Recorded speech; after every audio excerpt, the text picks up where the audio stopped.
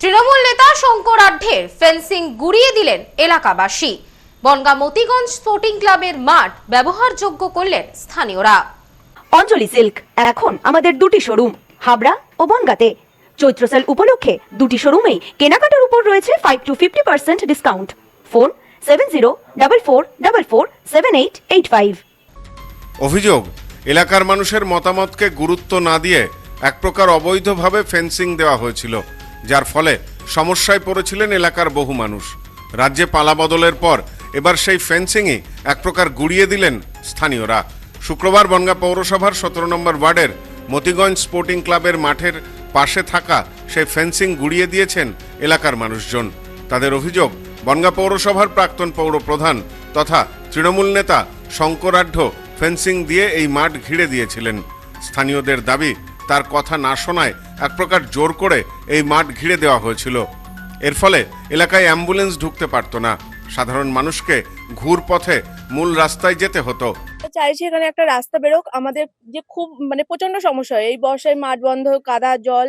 আমরা চাইছি এই দীর্ঘদিন ভাবে এইভাবে আমাদের ঘিরে রাখা হয়েছে, এখানটা একটা রাস্তা, একটা ড্রেন, আমরা এইগুলোর জন্য আবেদন করছি যাতে এগুলো আজকে আমরা এই কেটে এইগুলো পরিষ্কার করছি। আমরা চাইছি এই বেড়াটা ভেঙে দিয়ে আমরা এই জায়গাটা পরিষ্কার করে আর যাতে এখানে রাস্তা হয়, আমাদের যাতায়াতের সুবিধা হয়। আর আগে মাঠে এতটা খারাপ অবস্থা ছিল না। আমাদের মাঠটা দীর্ঘদিন ধরে এইভাবে পড়ে থাকাতে আমাদের প্রত্যেকের যাতায়াত, অ্যাম্বুলেন্স, গাড়ি কোনো কিছু এখানে ঠিকমতো ঢুকতে পারে না। সেই কারণে আমরা চাইছি এগুলো পুরো পরিষ্কার করে দেওয়া হোক। পাশেই ছিল মৃৎশিল্পী সিন্টু ভট্টাচার্যের প্রতিমা তৈরির কারখানা। ঘিরে দেওয়ার ফলে সেই কারখানাও প্রায় বন্ধের মুখে চলে যায়। ঘটনার পর থেকে কার্যত ক্ষোভে ফুঁসছিলেন এলাকার মানুষজন।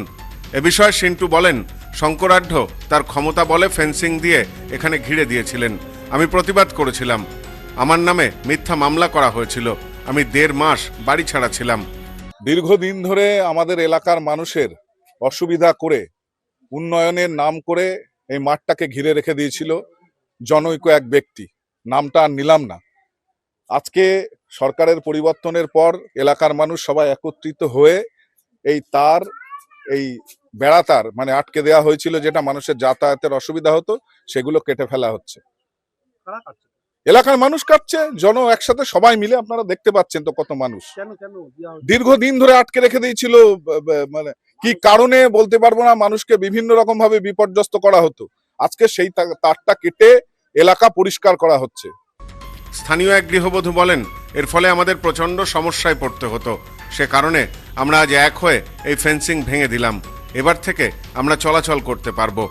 রাত বেলা টিউশনি পড়াতে যাওয়া যায় না, মাঠে একটু বৃষ্টি হলেই জল জমে যায়। তারপরে আমাদের পাড়াটার একটা ড্রেন নেই, উনার বাড়িতে দীর্ঘদিন ধরে যাওয়া হচ্ছে, উনি কোনো ব্যবস্থা নেয়নি আজ পর্যন্ত।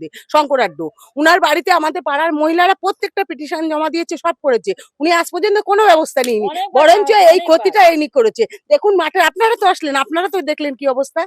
আমাদের দরকার এখন মাঠটা আজকে আমাদের এইসব ভেঙে চুরে পরিষ্কার করছে যাতে রাস্তাটা ঠিক হয়। সব্যসাচী ভট্টাচার্যের রিপোর্ট, নিউজ নোম্যান্সল্যান্ড, বনগাঁ। নেউপিসি জুয়েলার্স, সম্পর্ক গড়ে দেয়। বনগাঁতে আমাদের 3টি শোরুম প্রতিদিনই খোলা। নেউপিসি জুয়েলার্স, বনগাঁ বাটার মোড়। নেউপিসি জুয়েলার্স ব্রাঞ্চ কুমুদিনী স্কুলের বিপরীতে। নেউপিসি জুয়েলার্স বিউটি, মতিগঞ্জ, হাটখোলা। আমাদের এখানে সোনা কিনুন পেপারের দামে।